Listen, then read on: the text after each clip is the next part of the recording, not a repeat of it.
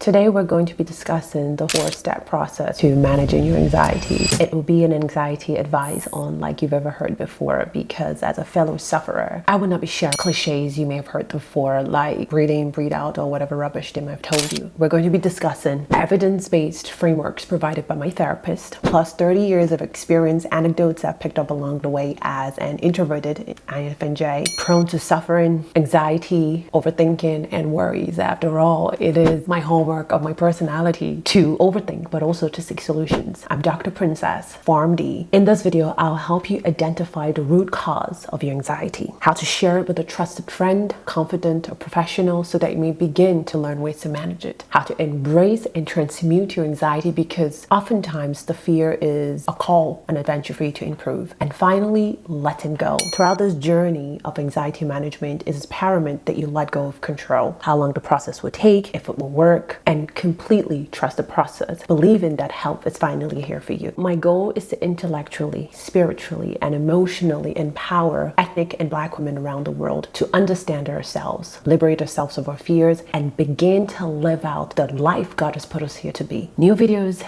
every Thursday. Now let's get into it, you fidgety one. Number one is to identify the fear. When you feel anxious about something or someone, it isn't merely an anxiety, but oftentimes a manifestation of a feared action. Studies by the NIH in neuroscience and psychology found that our brain is avert to unforeseen consequences, which manifests as anxiety when a feared action is imminent. This is called neurocircuitry protective anticipation. You might think the best course of action is to avoid the fear or suppress it, but you only embolden it. Especially as spiritual conscious people, I assume if you're watching my channel, or Abraham Hicks followers and the positive thinkers might say, follow the path of least resistance. You must remember that whatever you resist persists. By avoiding your fears or failing to identify the root cause of your anxiety, over time, the anxiety around that action will only get bigger. Then you call it chronic anxiety, when in actuality, it's a manifestation of a feared action. So how do you solve it? You must first identify and go after the root cause of your anxiety. This is called exposure therapy. According to my therapist, in the moments you feel anxious of doing something, do the exact opposite. If you're speaking your mind, speak up. If you're going somewhere, go. As a people pleaser, standing up to my family who didn't treat me well, friends, colleagues, and people at large was one of the most difficult things for me to do. Being an empath who would rather choose peace than risk an argument, silence was my MO. I developed anxiety and resentment to myself and others because of my inability to speak up when necessary. This led to rumination, emotional torture of myself, and even at a previous job, I had this manager who treated me terribly, lied on me, and I had evidence to refute that, but I didn't because of fear of repercussions, all causing commotion. This led to lack of self-respect for myself and from others to me, because nothing is worse than abandoning yourself. Things changed in 2023 at the reading of the single line. By the way, watch Are You Tired of Being Nice? Learn to Be Assertive video, which I'm going to link at the end of this. Dr. Jordan Peterson says, for those of you who are conflict averse, fear of speaking up, the easiest solution is to speak the truth. Though the truth may appear harsh, your voice may quiver, you must speak the truth, because this is the only way to let yourself free of the suffering. Moreover, truth is simple. You don't have to memorize it. That single line catapulted and changed the entire trajectory of my life. Led me to getting a therapist and becoming the woman I am today, teaching you these processes. Anxiety also shows up in moments when we avoid the tasks that we're supposed to complete. Over the last 13 years, I've started and stopped numerous YouTube channels, oftentimes working hard for several months, slacking off, and then starting a whole new channel. The uneasiness of quitting on these channels was so palpable that I resorted to cannabis, which, by the way, I have quit, thank God. But through introspection, I realized that that uneasiness and wanting to numb that shame of not doing what I'm supposed to do is a sign from my brain telling me you are avoiding an important task. In other words, I could call it anxiety, but it's just a manifestation of avoiding a task that is important to me, especially when this task is tied to my calling in life of self-development. If you avoid going to the gym, starting that business idea, avoiding that difficult conversation, don't be surprised when it appears as anxiety. But remember, it's not anxiety. It's a manifestation of you avoiding something you're supposed to do. Moving forward, when you feel anxious about doing something,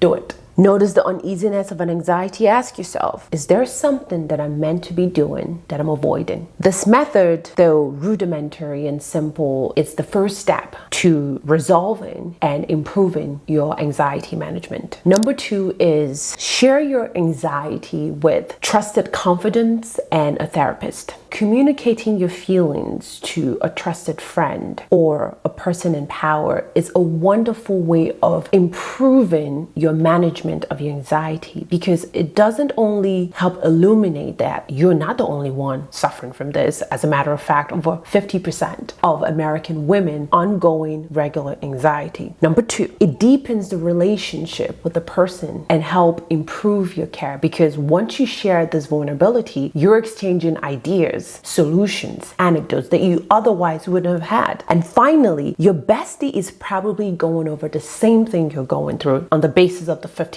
of the population, over of them is experiencing anxiety. We never share it out of fear of judgment, ego, performance of the gram. Until the start of my therapy in 2023, I thought I was alone in the idea of lack of self-confidence as it relates to self-assertion, consistency, discipline, rumination. My therapist, a 70-something-year-old fellow INFJ, PharmD holder, I swear, God literally put this man in my life, with about 40 years on top of my age. It felt like I was speaking to a wiser, older version of me. And he said really crucial things here that helped me illuminate my problems, realize how quite prevalent the issue of anxiety is. Most importantly, shared cognitive behavioral tools to help me to begin to manage them, like grounding exercises for rumination, routines for discipline, vulnerability for deepening relationships, and of course, bold action for whenever you feel anxious about anything. Realize that perfection isn't the goal, improvement is. You must learn to completely accept all of yourself in this process of anxiety management. That includes the fact you have an anxiety, the fact that you have good qualities. You must have to accept all of them before you can begin to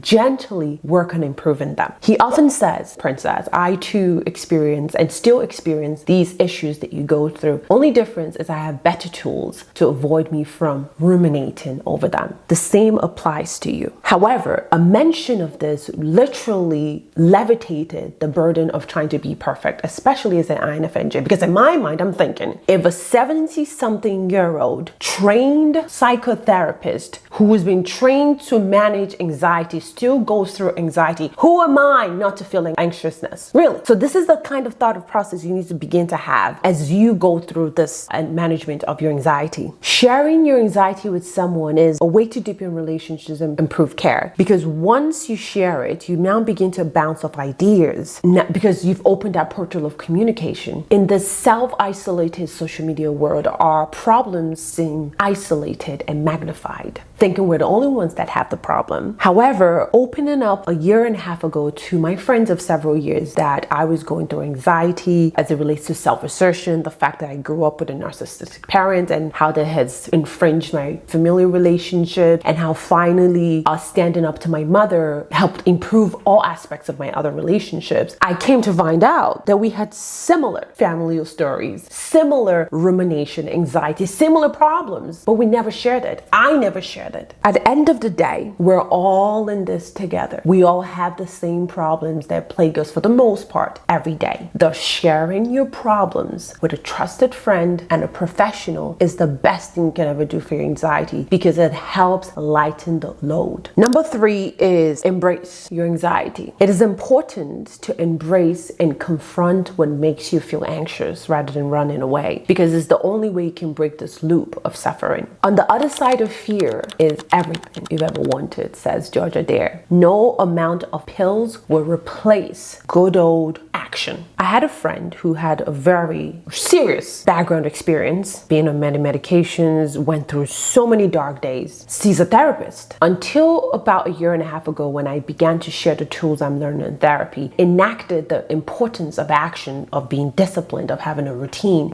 I have never seen her blossom to the woman she has become today. There is something that is so invigoratingly confidence building when you do what you're afraid of, when you do what you're supposed to do. So do not underestimate the power of action, because when you run away from your fears, you're essentially shrinking the world around you. How much you make, where you go, who you can be, what you can do. Is this actually the life that you want? A self-imposed bondage, living below your potentials? I didn't think so. Becoming wildly successful is one of my biggest dreams. If I'm to become super wealthy someday, I must acclimatize myself in the areas of wealthy people. This bar, Bimmerman's at the Carlyle in New York City, is such an exotic bar, so decadent. I feared going to it as an introverted INFJ, as a Black woman. I felt intimidated. But then I thought to myself, if you're going to be successful, you might as well start being comfortable at successful areas. So I went. Upon working in this older people there, I was the only Black person and young person there alone. But then I remembered my dreams, all the grounding exercises my therapists have taught me. So I relaxed my shoulders, lift my head high, and walked to the bar and ordered a cup of tea. Yes, I did, because I was on a cleanse. Even though I thought, oh, probably they think she's poor and she can't afford $40. Either way, I did that. At my first going, it felt intimidating, but with time and being a regular, I met wonderful people and I had wonderful, memorable nights there. The moral of the story is this: at the other side of your anxiety is a big, beautiful life waiting for you. You only need to step forward and grab it. Do some of us have more severe traumas than others? Yes, but how long are you going to let the past, what has happened, what people think, stop you from living your life? Because remember, you live once, so you have to make that decision to change. So tomorrow at the office, when you're afraid to speak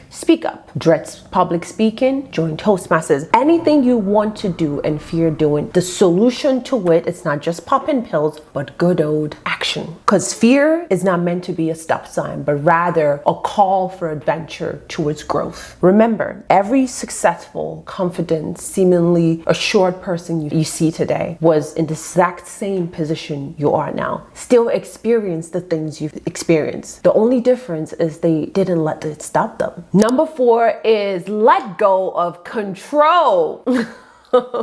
For high performers, overachievers, and self-acclaimed starters, the idea of surrendering sounds being lazy or futility use of your time. However, the truth about managing your anxiety is that once you've learned what's plaguing you, implemented steps and strategies to overcome and manage them, there's nothing left for you to do. Beating yourself up on whether you're going to get it right, how long it's taking you, how long you failed, does not change anything. It stalls your growth. We humans seem to have this warped view of information access. We do not have lack of information. In fact, we have a problem of inundation of facts. You don't need the 100 book or strategy to become less anxious. You just need to pick one set of framework and continue to work on it until you get better. A wise man once said, you don't need 10 weight loss strategies or 100 eating programs. You just need to pick one and stay consistent on it until it gets better. You probably have tried pharmacological and non-pharmacological agents for your well-being. Listen, I don't judge, whatever works for you. However, if those implementations alone isn't helping, I invite you to go over and implement the recaps of what we just discussed. Identify the source of your anxiety and face it. Develop grounding exercises for moments you feel anxious. Seek personal and professional help. And finally, let go of control. Trust the process and stick to it. As a daughter of a high achiever, coming from the culture I do, where a failure is seen as a personal defect, it's easy to criticize ourselves. Like, if we fail at taking a task, or if it's taking too long to implement an action or to improve. But may I remind you that Rome was not built in a day, and this is akin to your management of your anxiety. It was going to take time, and beating yourself up doesn't improve it, rather it stalls your growth. I fear dreaming about my future in personal development and making it a career because of my past failures of quitting YouTube. And my therapist said to me, life is like a tightrope. Your goal is to focus on the prize, not on the distractions below, behind you, or in the past, because doing so means inevitable fall. Same thing with your anxiety. It doesn't matter what may have worked in the past, how weak you feel, it doesn't matter. You just have to have that positive thinking and diligence and consistency in applying the processes we just discussed, and having faith that with the help of God, cognitive behavioral therapy, persistence, and the life experience you've lived, that you can overcome this. Remember, you're not broken. You're merely a human being having a human experience.